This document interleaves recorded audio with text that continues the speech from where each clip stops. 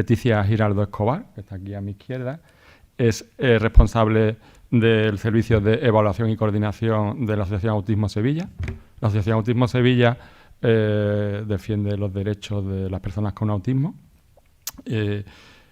y promueve un mejor conocimiento tanto de sus derechos como de sus de sus necesidades como de sus capacidades, ¿vale? Y para eso es fundamental una intervención precoz para lo cual es muy importante que se identifique precozmente todos los trastornos del espectro autista, ¿vale?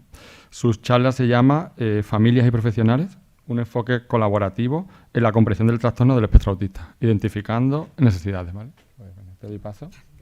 En primer lugar, daros las gracias, ¿no?, por invitar a la asociación a esta oportunidad de darnos a conocer, pero también de poder compartir o llevarnos también el conocimiento de otras realidades que quizás nosotros desconocemos, ¿no? Porque cada uno estamos trabajando en nuestro ámbito y desconocemos muchas cosas que se están haciendo y que se hacen en pos de las familias, de los padres, de las madres, de niños que tienen un desarrollo diferente, ¿vale? Así que muchas gracias por... Mirar, yo creo que cuando no me gusta venir a hablar de trastorno del espectro del autismo, porque se pierde la individualidad de la persona. Yo creo que es muy importante hablar de la persona con un trastorno del espectro del autismo, porque así vamos a ver las dificultades que tiene esa persona y cómo el autismo influye en ella, pero no estamos hablando del autismo. Cuando hablamos de autismo, generalizamos demasiado y no nos centramos en lo que realmente necesita una persona con autismo. Entonces yo casi siempre hablo de personas con autismo, no del autismo. Y no solamente hablamos del autismo o de las personas con autismo, sino también de su familia, porque durante mucho tiempo, por lo menos en el trabajo, en el ámbito en el que nosotros trabajamos, nos hemos centrado mucho en el chico o la chica con autismo, pero no en su familia. Y desde hace ya unos 10 años estamos intentando formarnos continuamente para que la intervención no solamente recaiga sobre el hijo, sino también sobre los padres. Sobre los padres, porque aquí se ha hablado, ¿no?, de ese duelo en los niños prematuros, pero en las familias con chicos con trastorno del espectro del autismo también hay un duelo, porque aparece, el chico nace con unas características, bueno, normativas totalmente, y hay un momento en que su desarrollo retrocede o se apaga o no sigue, y ahí también hay un duelo de la familia. Y aparte queremos acompañar también a la familia, no solamente en ese momento de duelo, sino que a lo largo de su desarrollo hay otros momentos que son muy cruciales para la familia. Uno de ellos es el diagnóstico, obviamente, pero otro es el momento de la escolarización de los niños, el momento del cambio de la modalidad educativa, el tema de la adolescencia, cuando llegan a adultos, ¿no? Y entonces intentamos acompañar a la familia en todo ese proceso. Pero yo creo que lo que las familias necesitan realmente es que tengamos en cuenta, o que la sociedad entera, y cuando hablo de sociedad hablo de personas que viven, que son nuestros vecinos, ¿no?, o nuestros familiares, pero también las personas que trabajan, ¿no?, en el sistema educativo, las personas que trabajan en el sistema de salud y en los sistemas sociales. Yo creo que lo que demandan los padres de niños con autismo es que los profesionales que trabajamos tengamos conocimientos reales de lo que es el trastorno del espectro del autismo, ¿vale? Entonces, por eso me gustaría hablar de algunos errores o algunos mitos que posiblemente tenemos en nuestra cabeza, ¿no? Primero porque tenemos una idea a lo mejor muy sesgada de lo que es el autismo, o una idea muy peliculera de lo que es el autismo, ¿vale? Una de las cosas primeras que a mí me gustaría destacar es que el diagnóstico de autismo se puede hacer a partir de los 24 meses. Es decir, no hay que esperar a que el niño tenga 6 o 8 años para hacer un diagnóstico. Y muchas veces los profesionales del ámbito de la salud o de la educación o familiares te comentan que hay que esperar, que vamos a ver qué ocurre. Desde mi punto de vista no hay que esperar, hay que intervenir para que de manera precoz podamos intentar cambiar el curso del desarrollo de ese niño, ¿vale? Otro de los errores que hay es cuando intentamos detectar o identificar qué es autismo y qué no es autismo. Entonces nos basamos en conductas muy concretas, como que no sonríe, o que sonríe, o que mira, o que tiene juego simbólico, o que está evolucionando muy bien, ¿no? Entonces nos fijamos en todas esas conductas que realmente no son las que nos hablan de que una persona tenga autismo o no lo tenga, ¿vale? Porque estamos hablando de un autismo en niños, ¿no? Que si hay un autismo muy grave, si hay una afectación de todo esto, pero si el autismo no es grave, esto no va a estar afectado, o por lo menos no va a estar afectado tan gravemente. Otra de las cosas que cuando hablamos de trastornos del espectro del autismo, tenemos que hablar también de... Actualmente hay como 3 niveles de gravedad, ¿no? No se habla ya de síndrome de Asperger o no se habla en la DSM-5, ¿no? Pero sí en la literatura cotidiana, ¿no? Y las personas cotidianas. Y muchas veces se relaciona el trastorno del síndrome de Asperger con personas que son inteligentes, con personas que no tienen necesidades. Y estamos muy equivocados. Una persona con síndrome de Asperger, que aunque tenga un CI adecuado, puede tener muchos problemas de aprendizaje y luego en su vida adulta puede tener muchos problemas de adaptación, ¿vale? Otra de las cosas que creo que son mitos, ¿no? O errores es algo que tiene que ver con qué es el autismo, ¿no? Muchas personas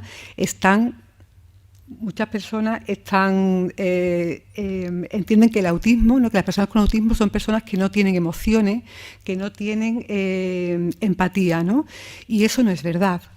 Es verdad que la persona con autismo puede tener una alteración en la cualidad, en cómo comprende y expresa las emociones, pero las personas con autismo sí tienen emociones, sí comprenden emociones, sí consuelan, ¿vale? Entonces estamos hablando de que quizás personas con autismo, con grandes necesidades de apoyo, con discapacidad intelectual, sí tengan muy afectada todo el área también emocional y social, pero no estamos hablando de todas las personas con autismo.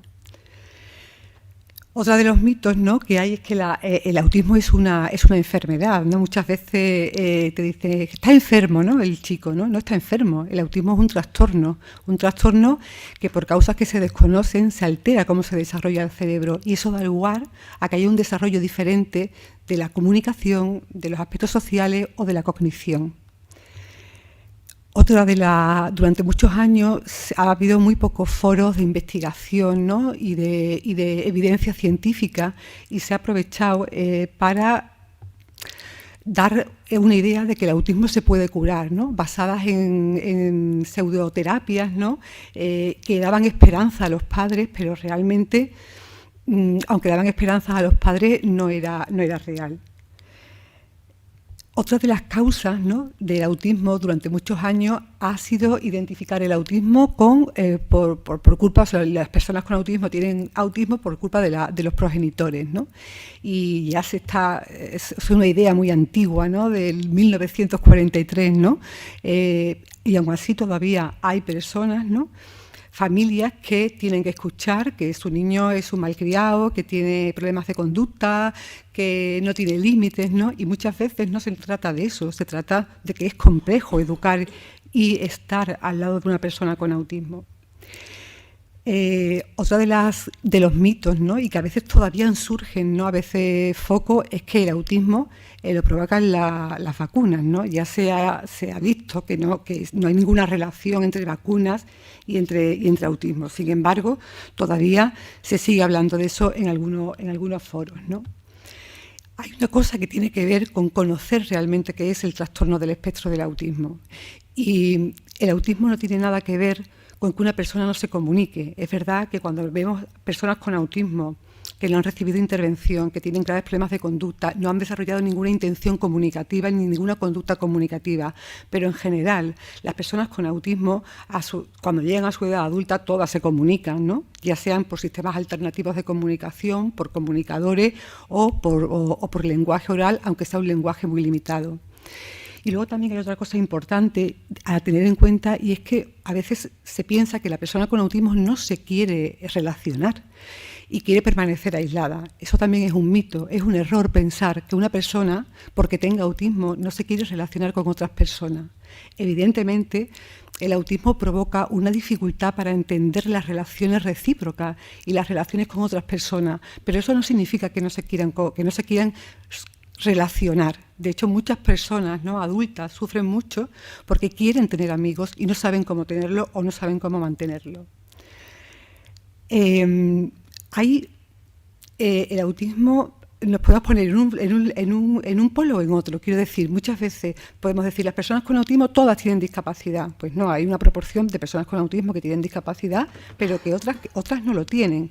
Al igual que antes decíamos que hay personas con síndrome de Asperger que son inteligentes o que tienen altas capacidades y otros que no lo tienen, ¿no? Y luego también la idea de esas habilidades especiales, ¿no?, que le da un halo como de misterio, ¿no? Pues fijaros, esas dificultades, ¿no?, o esas habilidades especiales tienen que ver con un cerebro diferente. Entonces nos encontramos con personas que no tienen autonomía suficiente ni son capaces de pueden vivir de manera independiente y tienen esa habilidad, ¿no? Cuando os ponía ante la foto, ahí no aparecía Rayman, ¿no? Rayman, no sé si todo el mundo ha visto la película, ¿no? Y esa habilidad especial, ¿no?, existe, la que demuestra en la película, ¿no?, cuando se caen todas las cerillas y en las cuentas de un vistazo, ¿no? Y sin embargo, esa habilidad no le sirve para tener una vida funcional y adaptativa, ¿no? Entonces, dejemos la fantasía a un lado, ¿no?, y centrémonos en realmente lo importante que es el autismo. Y luego, cuando vemos a una persona con autismo, fijaros que tiene muchos problemas para comunicarse, para comprender las interacciones sociales, para responder a las demandas continuas que el entorno le pide, ¿no? Claro, incluso tener en cuenta esa alteración o ese procesamiento sensorial diferente, ese conjunto de características provoca una cosa, y es que no me puedo comportar como otra persona. Y cuando no comprendo muchas cosas o cuando me estresa una cantidad de estímulos que yo no puedo controlar, empiezo a tener conducta desajustada. Pero siempre hay un porqué y un para qué en el autismo. Fijaros, como hay tanta... la Asociación Autismo Sevilla surge hace muchos años de un grupo de padres y sigue siendo así. Lo que pasa es que ha aumentado mucho en su volumen, ¿no? Entonces, no os quiero aburrir con la asociación, pero sí comentaros, ¿no?, que la asociación es una asociación de padres y que el objetivo de la asociación es doble. Por una parte, crear servicios que no pueda específico para las personas con TEA a lo largo de todo su desarrollo, pero por otro, también es muy importante el crear alianzas con las diferentes administraciones para cambiar políticas y para decir, oye, que hay personas con autismo que tienen unos derechos y que quizás no siempre esos derechos se tienen en cuenta, ¿vale? Entonces, dentro de los servicios de apoyo, sí quería dedicarme un momento al de evaluación y orientación y al de atención temprana, porque tiene mucho que ver, ¿no?, con lo que estamos hablando aquí hoy. El servicio de evaluación y orientación de la asociación es un servicio privado que existe para dar respuesta a aquellas familias que no están obteniendo sus respuestas en los sistemas públicos y que, debido a causas coyunturales y organizativas y bueno, de muchos temas que aquí no vamos a hablar, muchas familias se sienten muy indefensas porque se retrasa muchísimo el diagnóstico de sus hijos, ¿no? Y el retrasar mucho el diagnóstico de sus hijos hace que ellos, ¿no?, a nivel emocional, tengan muchos altibajos, ¿no?, y además creen esperanza o mantengan una esperanza y una incertidumbre durante mucho tiempo. Algunas familias nos han dicho, es un masazo lo que me estás diciendo, pero prefiero que me lo digas a seguir mucho tiempo más con esta incertidumbre de no saber qué le pasa a mi hijo, ¿no? Entonces, yo creo que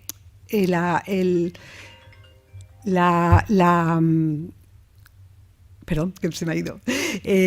Yo creo que la detección temprana, que no tiene que ser el diagnóstico, sino la detección temprana, es muy importante para el desarrollo de los chicos y para su familia, ¿no?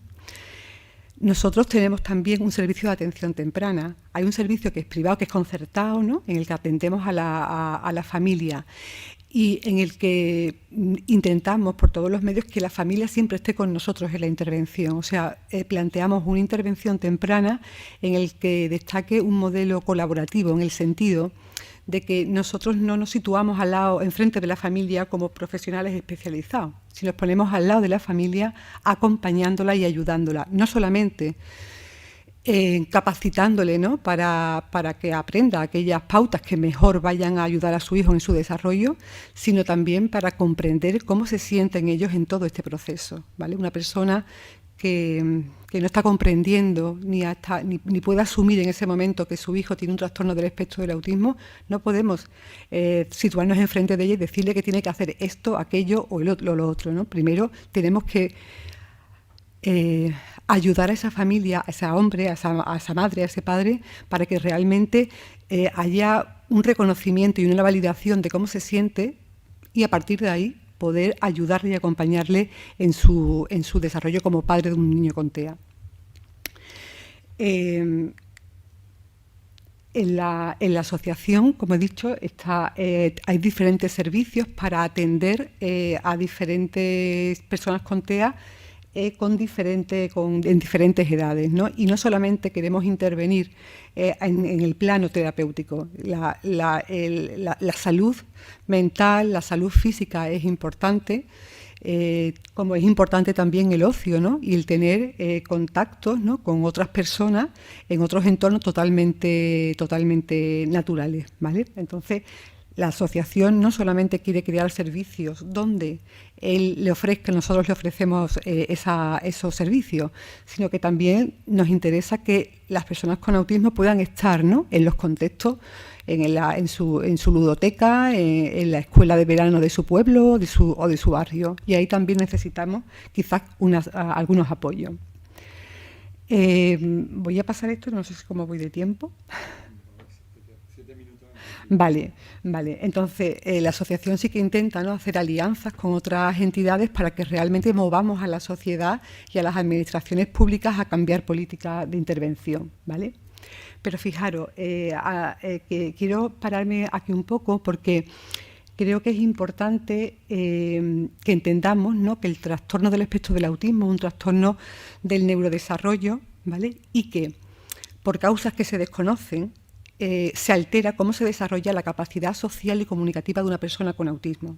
De una persona más la presencia de un conjunto de características cognitivas que están relacionadas, ¿no?, con más dificultades en la imaginación, con dificultades en los procesos atencionales, con dificultades en las conductas simbólicas, ¿no? Entonces, todo eso da lugar a que presente un niño un trastorno del espectro del autismo. Ninguna conducta de manera aislada me informa de esto, ¿vale? Pero además hay una gran variabilidad que está identificada o que influye en dos variables. Por una parte, la presencia o no de discapacidad intelectual y, por otra parte, la presencia o no de un desarrollo del lenguaje. Es verdad que cuando son pequeños todo esto no podemos verlo, pero sí que es importante, a medida que vaya avanzando el chico en su desarrollo, ver realmente cuáles son las características que va teniendo para poder transmitir a los padres de una manera más ajustada cuáles son las dificultades que va a tener su hijo, ¿no?, o cuáles son las limitaciones que puede tener su hijo. Para dar un diagnóstico de trastorno del espectro del autismo, tiene que haber, según la DSM-5, dos conjuntos de dificultades. Uno que tiene que ver con las dificultades sociocomunicativas, y cuando hablo de dificultades sociocomunicativas no estoy hablando de lenguaje, estoy hablando de dificultades en la reciprocidad socioemocional, estoy hablando de una alteración en la comunicación no verbal y estamos hablando de una dificultad para interaccionar con las personas de tu misma edad y personas que no conoces mucho, ¿no?, para relacionarte si tienes 5 años con niños de 5 años y si tienes 20 con personas que tengan 20 años, ¿vale? Y luego, no solamente tiene que haber eso, sino tiene que haber un patrón de conductas repetitivas y restringidas, que es verdad que se puede expresar de maneras muy diferentes y a veces de una manera muy clara y otras veces de una manera muy subliminal, ¿vale? Entonces, las conductas repetitivas, los comportamientos sensoriales inusuales, la adherencia a rutina o los intereses restringidos son conductas que me van a informar de que hay un patrón de comportamientos repetitivos y restringidos. Fijaros que la causa del autismo no se sabe, pero sí se sabe que puede estar relacionada con algunos trastornos sindrómicos en el que se asocia el autismo a ese trastorno sindrómico, ¿vale? Es decir, el diagnóstico de autismo se hace a nivel conductual. Los criterios diagnósticos que aparecen en la DSM-5 son diagnósticos que aluden a comportamiento. Por eso antes comentaba que tú puedes dar un diagnóstico de un niño con 2 años, pero no tenemos una bola mágica. No sabemos cómo el desarrollo del cerebro de ese niño va a seguir hacia adelante y cómo se está configurando. Con lo cual, sí que podemos saber si tiene o no tiene autismo, pero lo que no podemos saber es, cuando veas a un niño con 18 meses, con 2 años, cómo va a ser su desarrollo, si va a tener o no el lenguaje, si va a tener discapacidad intelectual o no va a tener, ¿vale? Pero sí que es importante empezar a intervenir con eso. Otro de los variables, ¿no?, que se tienen en cuenta es la prematuridad, ¿no?, en el caso del trastorno del espectro del autismo. Mirad, hay una cosa que sí que me gustaría trasladaros, sobre todo tanto para las familias como las personas que trabajáis con niños pequeños, y es que si bien no hay ningún indicador antes de los 12 meses de que un niño puede tener autismo o no tenerlo, sí que hay una serie de conductas, ¿no?, que no se observan a nivel social y a nivel comunicativo en los niños, ¿vale? Entonces, a nivel social no nos llama la atención que tenga o no tenga lenguaje, puesto que con 12 meses un niño no tiene lenguaje, o casi todos los niños no tienen lenguaje, ¿no? Pero sí que hay una alteración en todas las conductas no verbales, todas las conductas sociales que nos hacen, que se desarrollan de manera innata en niños que no tienen dificultades, pero que en el caso del autismo se encuentran ya alteradas. Y la alteración de toda esa comunicación no verbal y esas conductas sociales son importantes porque son las que luego me van a permitir en un futuro desarrollarme como persona y entender a las otras personas. Pero claro, si yo no tengo contacto ocular ni estoy orientado socialmente a las personas, a su voz, ¿no?, a su movimiento, si no tengo sonrisa social, si no tengo expresiones faciales de calidad, de calidez, todas esas conductas me van a informar de que una persona con autismo, o sea, que ese niño puede estar en riesgo. Entonces, a nivel social, lo que nos debe, para la detección, lo que nos debe llamar mucho más la atención son todas aquellas conductas sociales, ¿no?, de atención al otro y de comprensión del otro, de que inicialmente se altera en las personas con autismo, como por ejemplo la capacidad de imitación, de responder a la sonrisa, ¿no? Todas esas cosas son las que tenemos, son las conductas críticas que hay que observar en un niño pequeño que puede tener autismo. Y a nivel de comunicación igual, y también a nivel de conducta, fijaros, muchas familias no te dicen nada de lo social ni de lo comunicativo, pero sí que te están hablando de que hay una mayor irritabilidad en el desarrollo del niño, porque hay como hay unas respuestas muy exageradas cuando el niño entra en otros espacios o cuando otras personas entran en los espacios donde están los niños, ¿no? Te hablan de algo como muy ambiguo, ¿no?, en cuanto al temperamento de ese niño, o todo lo contrario, te hablan de una pasividad, ¿no? Te dicen, es que era un niño buenísimo, tranquilo. ¿Eso qué significa? Que no respondía a los estímulos sociales, que no se sentía atraído por los estímulos sociales, ¿vale? Entonces, es importante que nosotros como profesionales o como familia tengamos en cuenta qué comportamientos nos pueden poner en alerta.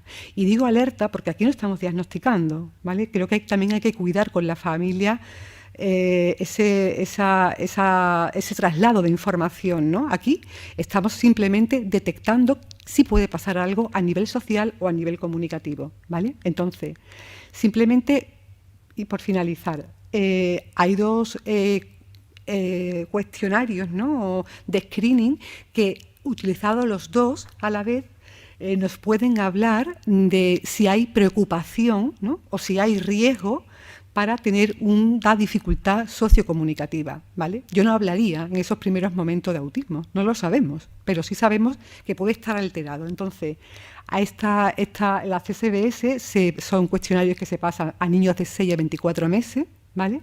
Y hablan, pues eso, de cómo se está desarrollando ese niño a nivel social y a nivel comunicativo. Y luego el famoso MCHAT-R, que se utiliza para niños entre 16 y 30 meses, que también nos informa del riesgo de tener un trastorno del espectro del autismo. Pero aquí hay falsos positivos y falsos negativos, ¿no? Con lo cual, por eso digo que tenemos que cuidar a la familia y no alarmar, ¿no?, antes de tiempo a esa familia, porque la palabra autismo tiene mucho peso.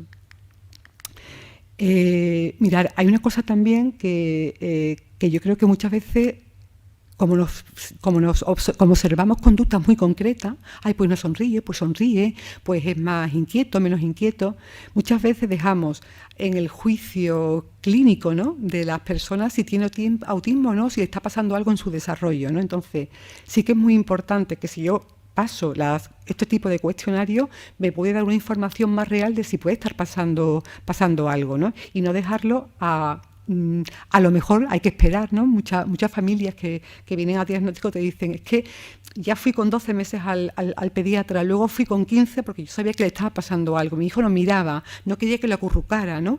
Pero el pediatra decía que, bueno, que cada niño es diferente, que soy primeriza o que tengo otro hijo con autismo y entonces estoy obsesionada, ¿no? Entonces sí que te comentan, ¿no?, en la literatura que tenemos que prestar mucho más atención a las preocupaciones reales de los padres, ¿vale? Porque realmente son los primeros que pueden darse cuenta de que algo no está siendo adecuado en el desarrollo de su hijo, ¿vale?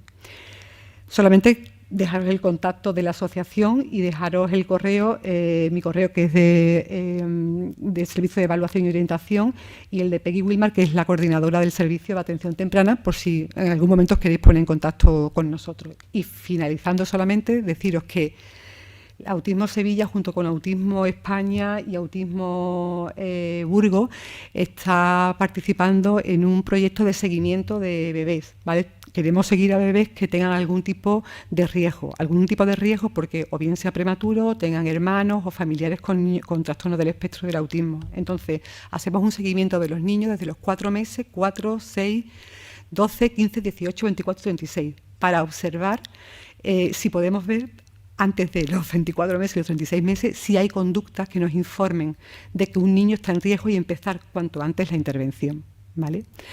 Y nada más. Muchas gracias por vuestra atención y espero no haber aburrido mucho al personal.